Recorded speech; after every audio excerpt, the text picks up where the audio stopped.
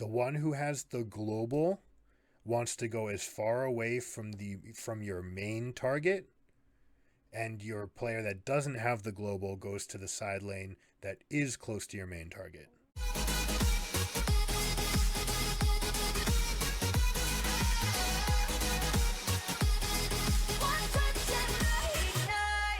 The biggest thing that comes up, there's two things that you need to really just know. The first of being your checkmates. Like how do I end the game from the advantage that I have? If you get an ace and you guys are mid, you can just win the game. So a lot of people at your level don't know that. They're not going to want to listen to that, but I want you to like recognize when it's happening. Let's say you win the fight and you've taken this turret. 37 seconds with a reasonable team composition and AD carry, like not let me see what might not work. Two tanks, mid lane control mage, a double support bot lane. If you're looking at Tom Kench, Senna in the bot lane, Shen, right. Ivern like, in the jungle, something like this, right? Like, yeah. Then that will be, you know, on the lower end of the spectrum, just like it would be on the lower end of clearing Baron. If you have 40 seconds, 100%, the game is over. All right, and you can end with essentially any comp. At that stage of the game, there's going to be enough gold on your characters that is true. Right, that you can just walk through the minions and kill them everything and like you'll just yeah, exactly. You'll kill things quickly. So there's a couple things that you need to do to make sure that this happens.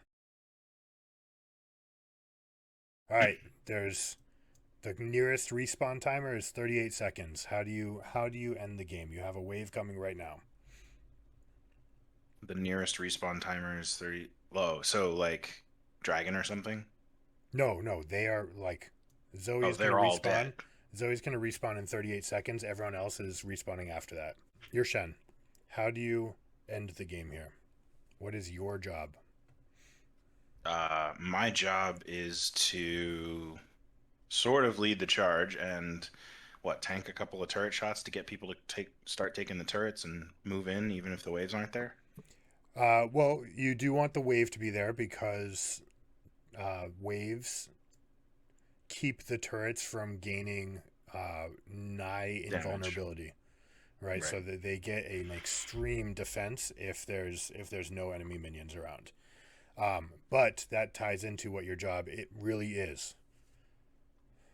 Your job to tank is for the minions.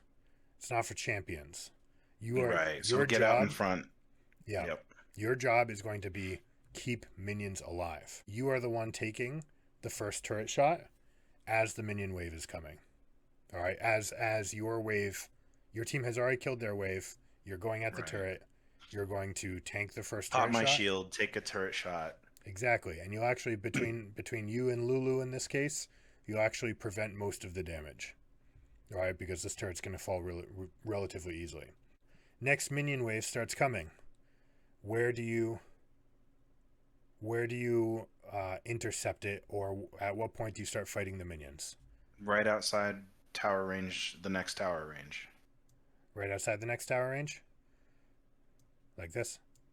Yeah, unless their tower is going to hit your minion wave, and then you go inside to do the same thing. Slightly incorrect. Because by definition, if you're fighting the melees here, then the casters are here. And the casters are there. And your melees will then go get gummed up, stopping you from doing your main job, which is keeping them alive. Lulu's job is going to be shielding you and providing attack speed boosts to carries. See if you can identify everyone's job here. I started with you and Lulu. Right. Let's see. Ziggs is going to be primary wave clear. I'm going to say Graves is going to be primary cannon clear and tower damage, as is Silas. When you say primary clear, how are they accomplishing that task? So my guess would be, if Graves is going to do it right, he's going to, anytime he takes a shot, he wants to knock minions closer to the center so Ziggs bombs will hit everything. He probably wants to hit the cannon most off because Ziggs will splash damage and kill everything else. Okay. That's fine.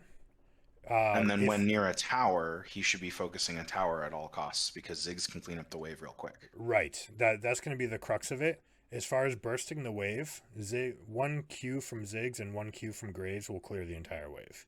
Right. Okay. So Graves actually doesn't even want to put bullets on cooldown unless it's very clear that it's going to take a minute to, or take more than 5 seconds to kill Right. the wave, because he needs to make sure that he's walking up and Hitting attack tower. E, attack, right? He wants to get those full values out. Right. And Um, same with Silas. Silas wants to hit the tower too. right. They want to use all champions that have spells that can clear minions should be thinking my auto attack is on the turret, my spells are on the wave. Right? Let's say in the case that your wave has already hit their turret and you guys are trying to burst this turret down. All right?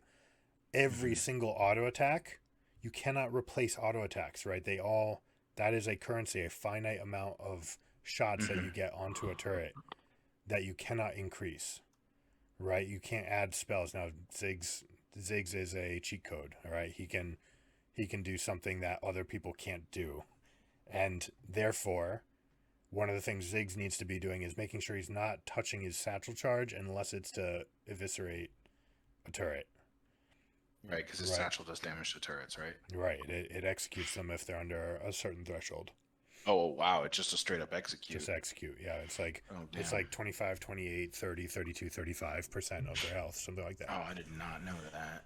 So it's just yeah, you can win games with Ziggs much quicker. Now, this number right here would be lower because you have a Ziggs, meaning you'd be able to execute every other turret, right? So you can execute this one, you'd punch this one, he'd execute this one, you guys would fight this one, you'd execute this one, right? So things would be significantly faster with a Ziggs on your team. All right, so your job, making sure that the minions stay alive. That is your primary goal. So let's say you've cleared these two turrets. All right, your wave is approaching this turret. What's your job? I think that first turret shot. Take that shot. Exactly, right? Take a couple. You let Lulu shields go into effect. You're actually, by the time you go in and hit this turret, your team will kill it faster than you can get out of turret range. So you're Right. better off just hitting it two more times and helping the team out and then being in position to help with the And next set, diving on the minions. right? So everyone has a job, right? It's at lower levels, you're gonna see Ziggs cast a satchel charge on the wave. You're gonna see Graves trying to get up his creep score and hitting the minions instead of the turret. Right? These things are gonna happen, but Right. I want your eyes to see perfectly how the game ends from a checkmate position. All right. Do you play chess? A little bit, right? I have played chess. I don't play chess on a regular basis though. Gotcha. This right here is it's like a forced checkmate that Right. isn't just on the board, right? It's something like a rook and king versus a king. There's a process. You need to like do a certain set of things. It is definitely checkmate. It is proven to be checkmate. The game is over, but you do need to know how to do it. When you make a move like this with a rook, you're telling the king you shall not pass, Right. right? And then you And then they and have to then choose one way or right. the other. And once they're next to your king actually accomplishes that for you. So you say, Right. all right, you shall not Of pass. course. And then you Oh, just you bring it said to the other rook and I side. thought rook and knight and for some reason. Oh, Nope, yeah. yep, no. This is even easier. Yep. You So you're just doing something basically like have to this. keep Yeah. And you just you chase them up the board. Right. And eventually they give you a little leeway. Okay. And now they're stuck.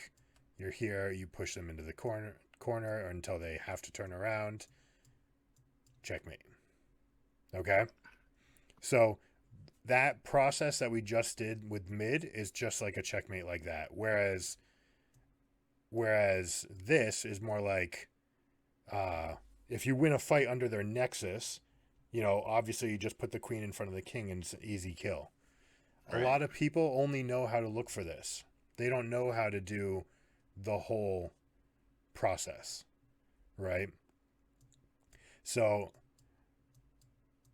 this is one that a lot of people, all the way up to like I mean, you need to know this if you're going to be a master, if you're going to be like 1800 plus, a good player. This is a very complicated checkmate, and there's like a pattern you need to Oh know, yeah, yeah, yeah. but it doesn't come up very often, so people don't do it. So I've stalemated a game from the other side of that. yeah, it can happen, right? It's just a difficult process. So something more like that is more like I have an inhibitor down. How do I win the game? The strategic thought in my mind is ward the shit out of their jungle, take all their jungle stuff, and force them into a fight that they don't want, so you Okay. can do it again and end. Um, if you do that immediately after taking this inhibitor, you have a problem, and that's that your wave hasn't gotten there yet. Okay? Your wave is coming, your super is slowly tagging along. It still takes the same amount of speed to Right, get right, up right. here. It takes them about 4 waves, which is 2 minutes, to get all the way up if they had to like fight a wave here, right? Or a normal 30 seconds to get to here and then another minute. So then, is this a situation where you threaten top, which is the opposite lane, so they have to split their resources? Correct. Okay. That way, this game ending threat, right? The idea of 2 supers coming in, that would be another potential checkmate. 2 supers in the base on their Nexus turrets. All right. 3 is actually game ending. 2 is hugely problematic. All right. So, how do we get 2 supers in the bot lane?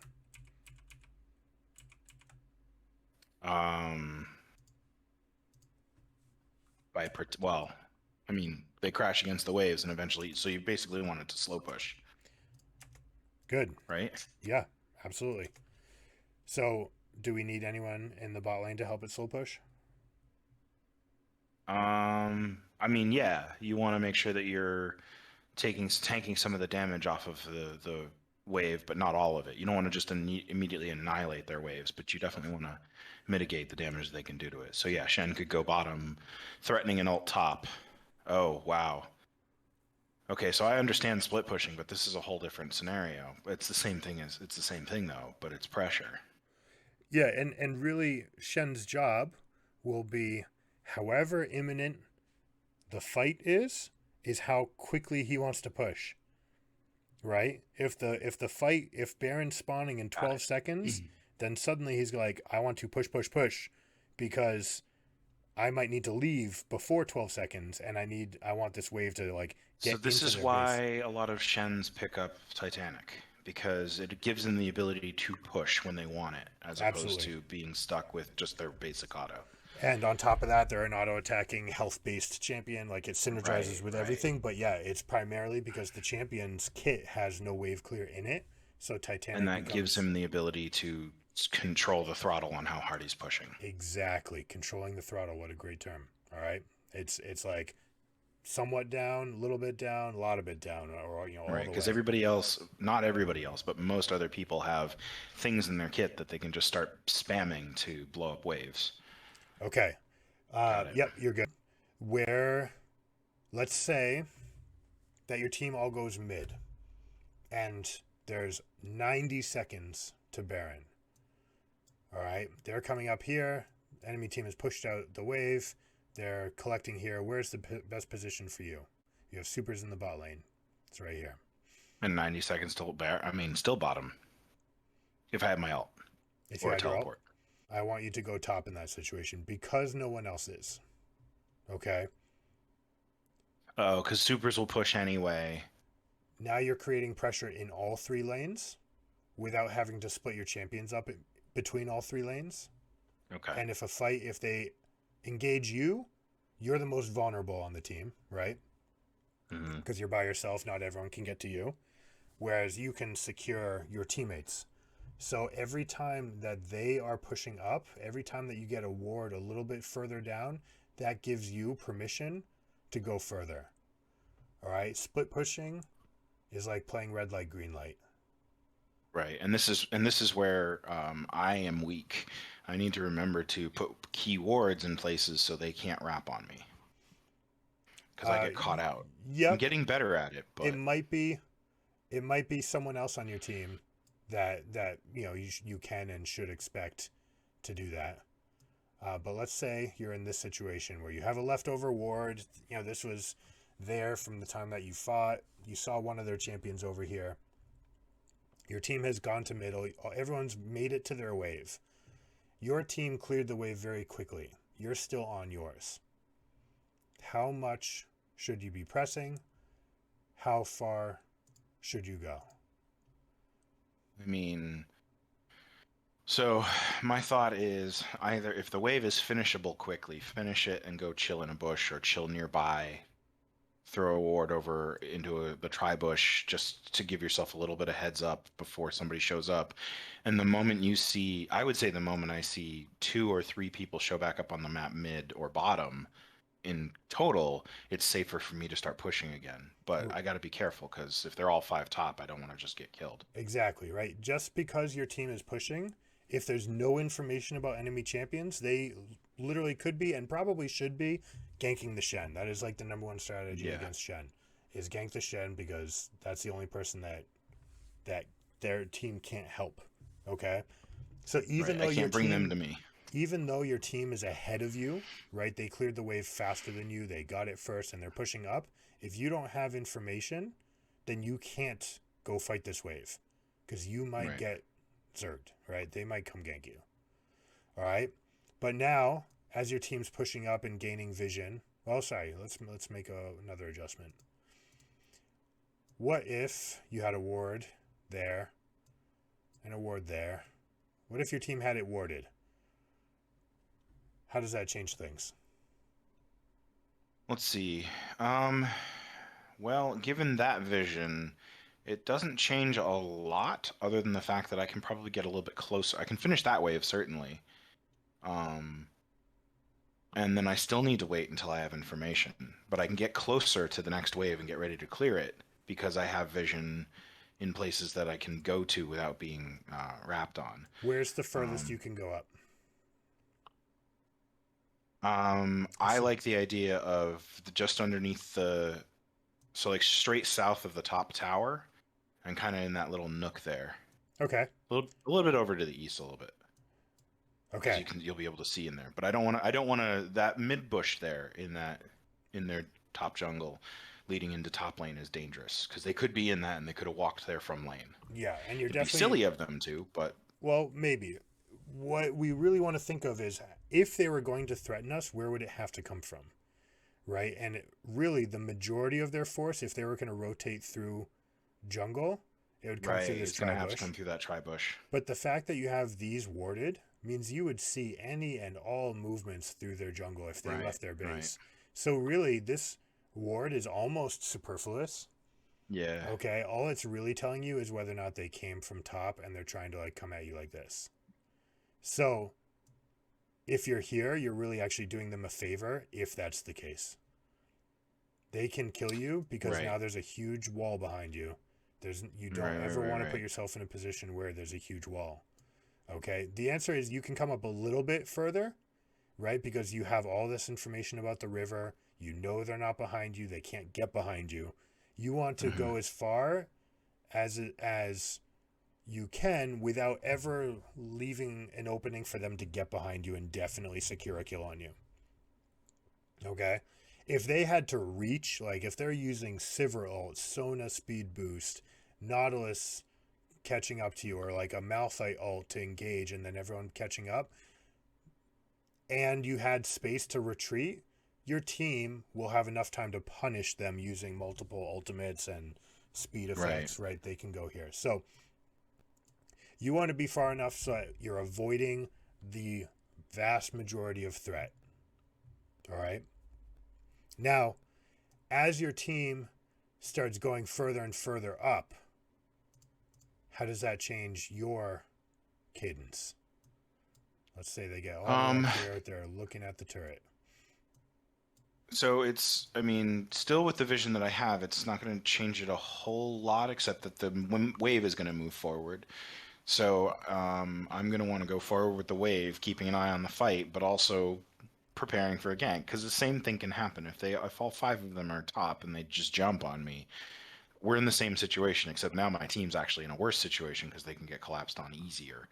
Um, So this is also dangerous, but I can still go a little further. Like I could finish that wave.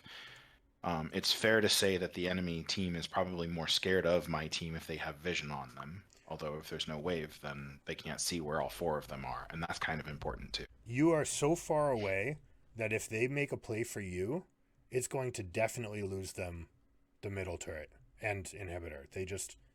There's no way they can get to you, kill you, and get back in time. So at this point, with your team pushing up more, you are free indeed to start pushing your wave and catching up. Yep. Okay.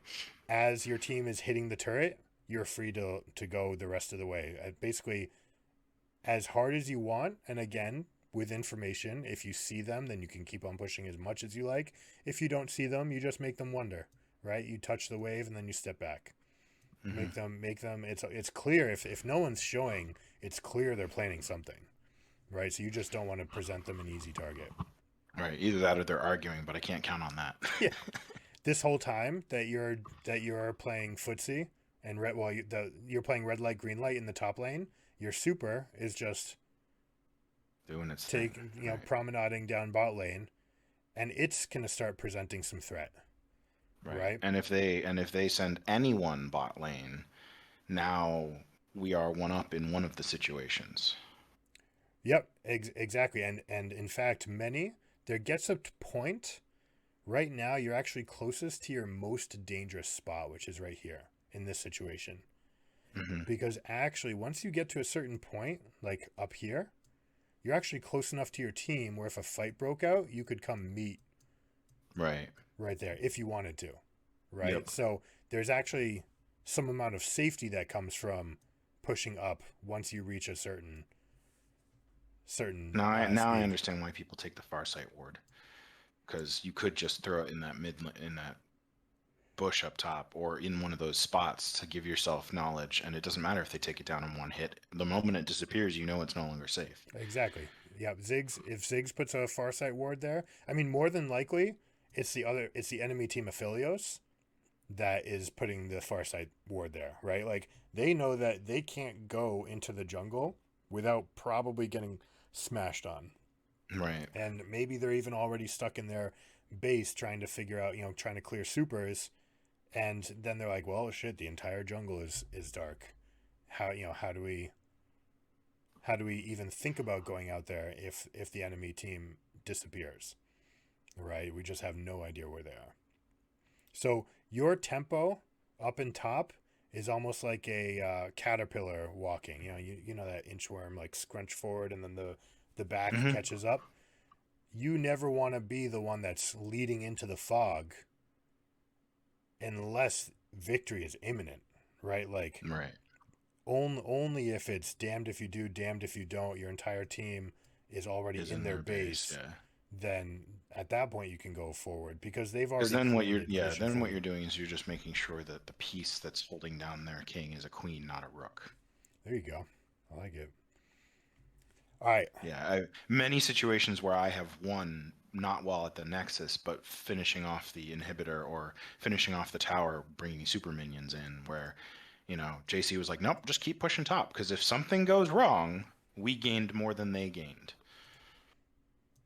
All right. New puzzle.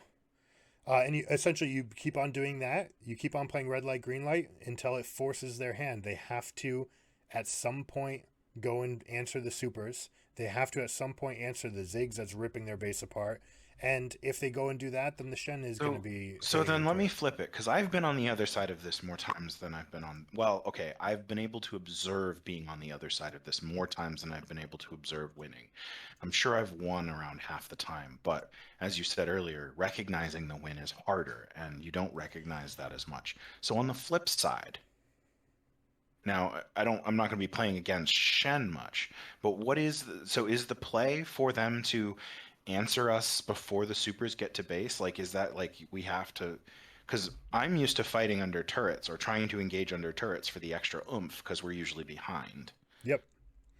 They're looking, if you're in the losing side of this, and I'll go back to this later. Mostly I'd rather do that on a different day, but as a note for this, you're trying to keep them far enough away where they can't just walk into your base and start bullying you and like forcing Okay. another Okay. turret down, and saying, all right, we've created enough space for us to leave, go answer the two supers that have stacked up, and come back. And what you're gaining from that, from a defensive point of view, is that one, two, three of your waves got erased. Your enemy team did not get any of that gold or experience. However, two supers, six melees, and six casters and a cannon are all Got it. waltzing into So your that's base, and okay. you're going to That's you go bringing the gold collect. to us. Okay. You're going to collect 500 gold off of that. All right. So that's where, if I mean, you've watched coaching channels, so you may have seen instances where they say, no, don't take that inhibitor so early, right? An inhibitor Right. taken before 17 minutes is actually just a favor to your opponents unless your team is very organized. Right, because then you have to make sure that you're with the supers catching that experience and that money or gaining something elsewhere because they're just going to push hard. Yeah, they're going to push so hard. They're just, someone on their team is just going to farm supers right here and into for the next 5 minutes, right? And your team doesn't get anything out of that. So it's like you've taken two even faucets, you've turned off one, right? You're not getting any resources, and Mhm. you've turned up the amount that they're getting. It is a lot of pressure, and therefore it is still winning if you can go and take a Capitalize Baron on right it. at 20 minutes while they're dealing with two supers in their base, right? That Hmm. is that is a play you can make. All right, next one. You have two broken inhibitors, middle and side. How now this is in and of itself game over. How do you end the game? Where we'll start with, where should the bulk of the forces be? In the open lanes or in the defended lanes? So the bulk of the forces should be in the defended lane. Correct. Yeah. Because they have much more ability to break a turret, on top of range to break a turret, than you do. Hmm. Okay. What lane should you, the Shen, be in? I feel like the safer and stronger one would actually be mid. Why? So, well, I guess I would adjust that depending on where the supers are in the travel path. But so if my ult is up, I can join the fight top, but they can't if I'm bottom, but they can't necessarily come to me quickly. Whereas if I'm mid, it sort of puts a whole lot of pressure on them because there's a team fight waiting to happen. And if they're trying to posture to defend against top and mid, they're leaving bottom potentially open to swing the door in wide open. And once someone goes to answer that, we can apply pressure even harder. Yeah, Right? yeah, that's the crux of it. The different champions will do this differently. Shen having his global and being happy to arrive late because he's coming with a big shield, doesn't mind being in either lane, and many situations are fine. The ultimate Right. goal is to get supers into the base with your team sieging the turret, with you threatening to come right in behind and T-bone them, right? You don't need Hmm. to be with the supers anymore. I would not go up and start hitting the turrets, because now enemy Right. team can just turn around and hit you without really abandoning too much of the defense here. Or even if they do, they kill you. Your team gets a inhibitor. Congratulations, they're 5v4. Your team can't push anymore. They get to collect supers for the next 3 minutes until one of these respawns, and then probably more. And you've actually created a deficit, right? Where you're just down a number, and that's Hmm. normally what Shen's the opposite of, right? You're trying to create plus numbers Right. fights. Right. So you're much more looking to T-bone the fight and like get in on the back line as your minions are approaching the turret. The With someone like an Urgot, even more so, right? Like you don't really want, you can, it's fine to run teleport on Urgot and you're fine teleporting to a fight, but then you've missed out on chances to stack your Conqueror. You haven't necessarily gotten fully up. You're playing with just your first cooldowns. Um, you might get to a fight too late as an Urgot, whereas as Shen, you arrive with a shield and a bubble that changes the rules of the fight, and Right. then you're just up numbers and they're stuck And you do with a the supers. lot of like I popped a Tom Kench in the last game that I played right before I Shen started whops. talking Like, with you. he hits I really was like, hard. holy shit. Yeah. When you're here, again, you're doing this red light, green light, where if there's full information, then yeah, you're good to walk the minions in. But Mm-hmm. under no circumstance should you ever present a target for them to get a cheap kill. Because then your team does have to back off. Unfortunately, even with supers, sometimes they're already pressed up enough that they can keep doing it, but you just never want to die in this situation because your death basically spells doom for your entire team, Right. right? The And five of that's where them that vision matters. just killed you, and they're going to start coming over here. Yeah, absolutely. And that's where Okay. information and vision matters.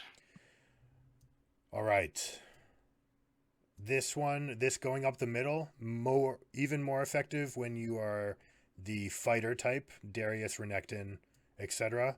They're going to come in and just, especially Renekton, you're going to walk Yeah. in here and you're Oh, just going to man. dive into the back line, and then you're just a big fat nuisance in the middle of the team fight. Yep. And you kind of become the pivot point for your team. Next, let's talk about how to get to these situations. Different things about total amount of pressure. You have 3 dragons. Everything is available. We'll say all the outer turrets are gone, but the inners are all up, Baron is up, and 4th dragon is up. What do you do? So I've seen us try this before in Clash, and I like the concept of it, and it requires having placed some vision down near Dragon just so we know if anybody's down there, preferably if they're fighting it.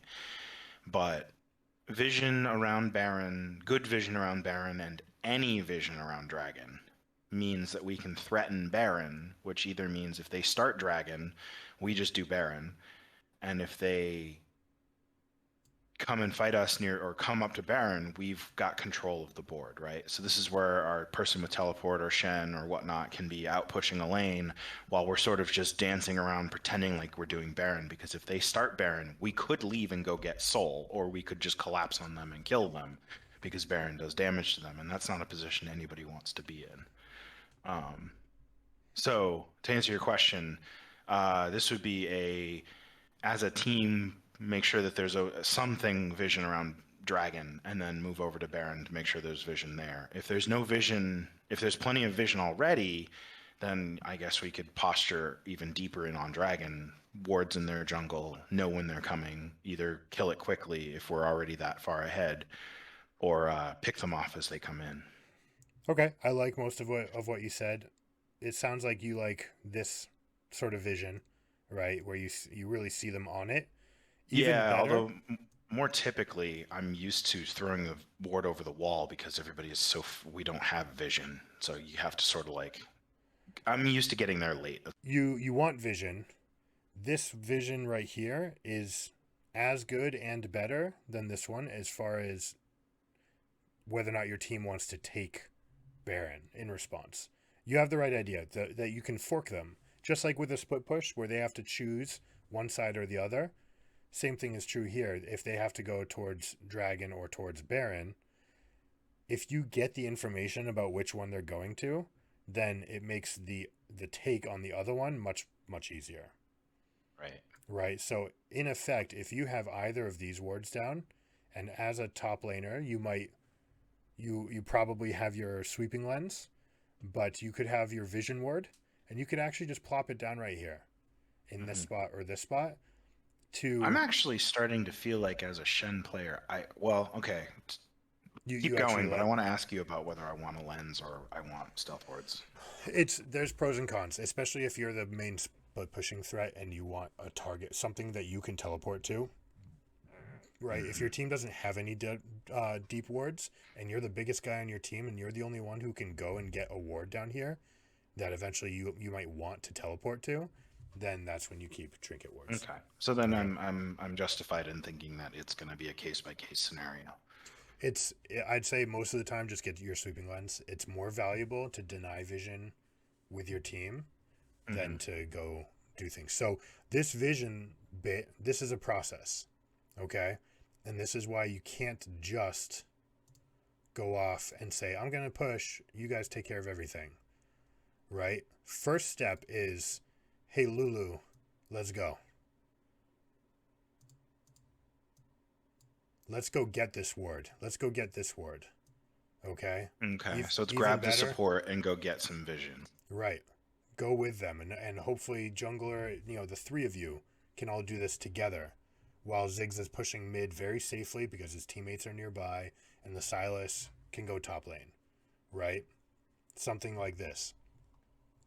If you already had one ward here, then it's very easy. If enemy team passes the ward, you guys just all go Baron. You don't even mess around with a fight. Because with Right. three Drakes isn't giving you a game-changing advantage, Mm-hmm. right? It's not enough to just go to that fight and then hope that you win it. Even if you're 55-45, you're Right, much right, stronger right. if you just take the Baron and then say we can definitely just win the game. We can get inhibitors down and get checkmate that way. All of this, getting Baron, is entirely about creating that situation where you have those inhibitors down. Right? When you have Baron, you can go into multiple lanes. You're threatening every single lane. Their wave clear is shit because all of their mages deal 12% So that's why damage. they made dragons have buffs, because they needed the dragons to be tasty enough that they were worth fighting over for the first 20 minutes. And honestly, they used to be better, and now they're relatively worse. It's only really the fourth one that has a huge impact. If you get the third one on a totally clear basis, you didn't lose anything to get it, then great, you have them in this fork position. But every other dragon, it's only an investment in the future. Right. And It's just a better chess piece on the board, but not anything guaranteed. you're right, it's small. When you get soul, that's a big deal. When you get other things, real quick, rank the buffs as far as ability to end the game. Elder Dragon, Dragon Soul, Baron. Which one is the best at winning the game? Baron. Nope. Oh, no, I guess it would be Elder then. Elder. Elder means So we fight, we kill negate you. 10% of their health bar or 20? Well, the numbers. I mean, it has the burn, it has the execute. It's got Oh, right. Okay. those things alone are enough to say if we get into a fight, it is heavily favored in our favor. Yeah, I And just know that whenever they have it, which is more often than me, because either I'm usually winning games before Elder comes up, or I'm defending the game and they're getting Elder. Which is interesting. I've noticed that I'm much better at preventing the enemy from winning the game than I am at securing the win.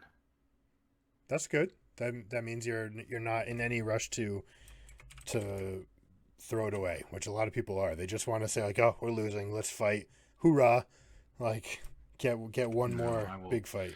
I will fight tooth and nail. A lot of teams actually, by taking soul, and especially in this situation when we're talking about the defense for this, if they're forking you for Baron and Dragon, the dream scenario is they get Dragon, you sneak the Baron, you use Baron to get control of the map back, and then 6 minutes later Elder's up and you actually have control over the map and you have the inside edge for the Elder.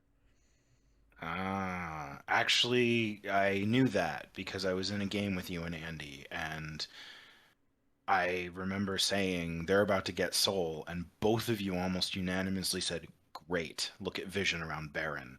And I didn't understand what you were talking about. Now I do, because we went and got Baron, they got soul, we pushed in, got 2 inhibitors, and then I think we actually just won off of that because they came out and fought us and didn't win, and then we pushed in. But I think that's what you were both talking about, was that let's just take Baron right now. We're all here. Soul's great, don't get me wrong, but it's only great if your teams just keep on getting into fights or protracted stare downs, right? Where you're just staring there It's a and like great dodging skills. threat.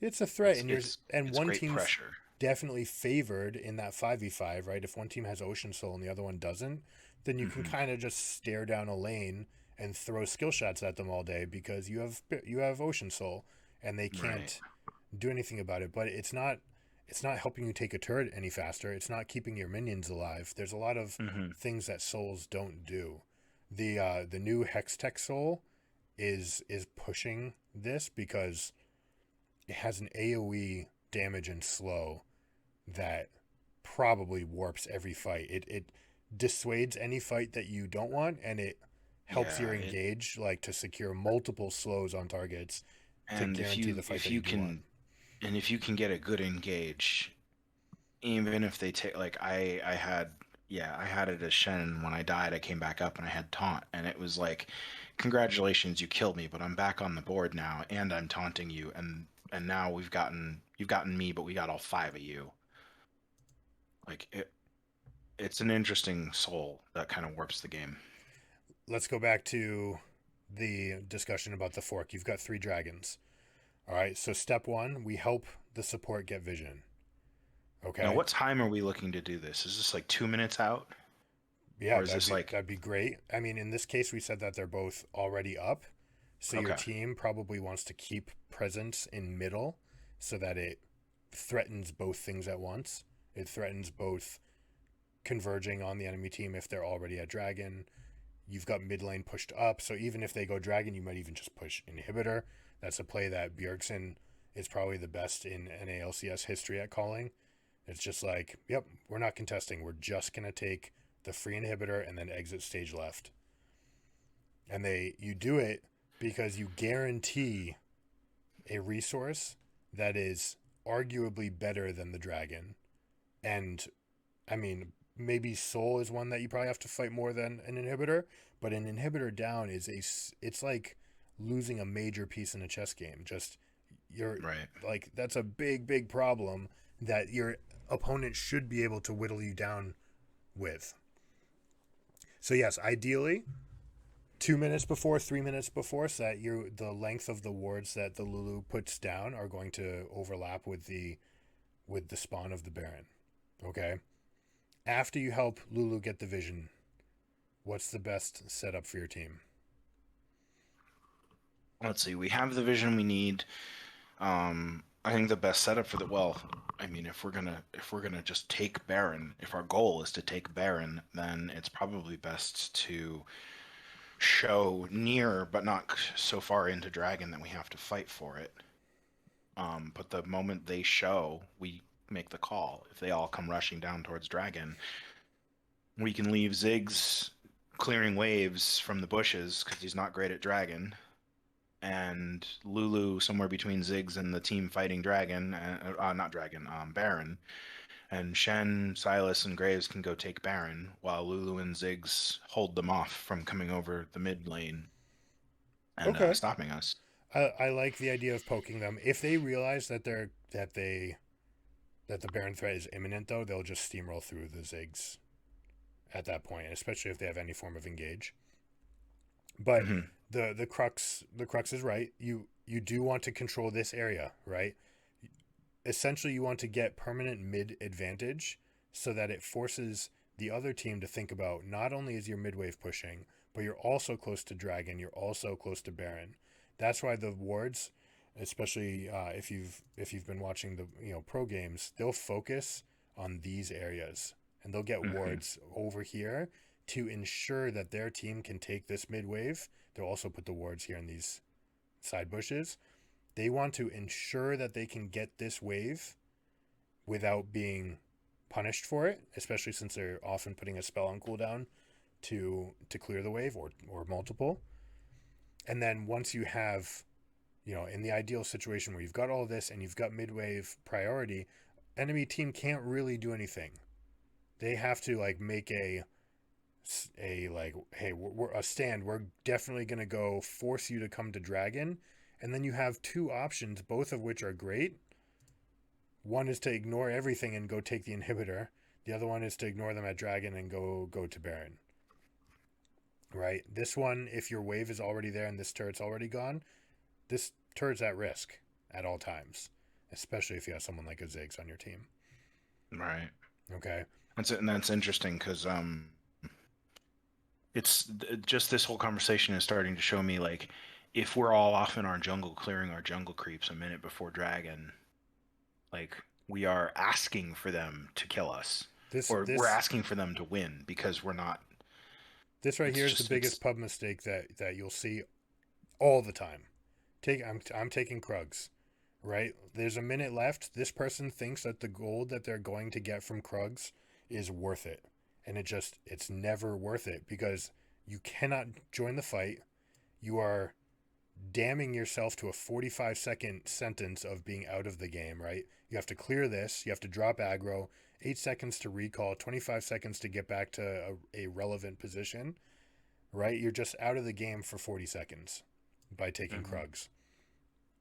If you ever find, this is the sort of opportunity that you're looking for when you see their team. That's why anytime you see a AD carry bot lane, it's like, oh, all right, I guess they're just giving us Baron.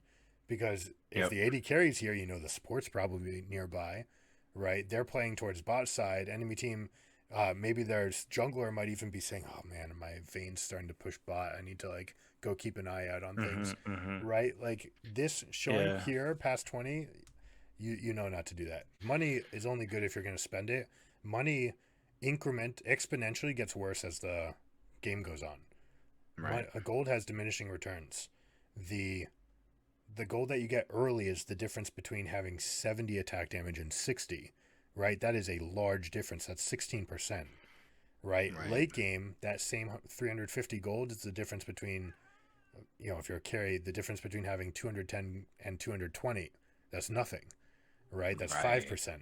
So it's over time it gets worse. Also, that same 10 damage, now you're chewing through someone's hit point bar that's 2,500 instead of 600. So it's not only is it less of an increase, but it's a less meaningful increase. When we get to this situation, I just want to come wrap it up and then we'll be done. Sounds good. After we get this vision down that we've helped with, the player between the two solo laners, the one who has the global, wants to go as far away from your main target, and your player that doesn't have the global goes to the side lane that is close to your main target. Okay? So in this case, we said that what's better, Soul or Baron? Baron. And not just is Baron better than Soul, but if you have to trade, or even if you don't trade, you'll have other chances to go get Soul later. So it's just way better. So in this case, where should Shen go, knowing that you prioritize Baron? Shen goes bottom. Shen goes bottom. Where does Silas go? Silas goes top. Exactly. Okay. And this is because they're closer to the main action now. If your team manages this is what is being referred to as the 1-3-1. This is the 1-3-1. That is very, very common. There are times when it's like a Galio or a Twisted Fate where it might be better to do it like this.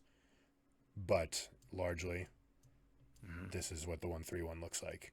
And it's really, Graves is here providing extra cover. Lulu is off to the safe side, right? This is your strong side. You're playing weak side. So you're doing all the things that we said about red light, green light in the super cautious way. You're only safe to go to here.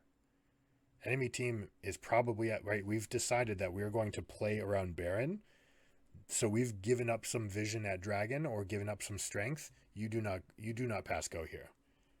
Right. Or you can pass go, but you're not collecting 200 if you go this way. You're not going to get to live to see anything more because the whole team's already there. They're saying, oh, all right, free Shen, we'll pick that up and then go. The only way that that's good is if you are playing a mind game with them and by doing that you pull them further away from the Baron that's being struggled to be taken or something. Right, if it's imminent, right? You've already cleared mid, your team is already rotated over and they're starting Baron, then you can step up. But even at the same time, there's no real need. Right. If you haven't seen enemy team cross these lines, there's nothing to it. And by coming up, you're just kind of giving them a consolation prize. Yep. And if you die and you don't get the Baron buff, that decreases the power of your split push by a lot.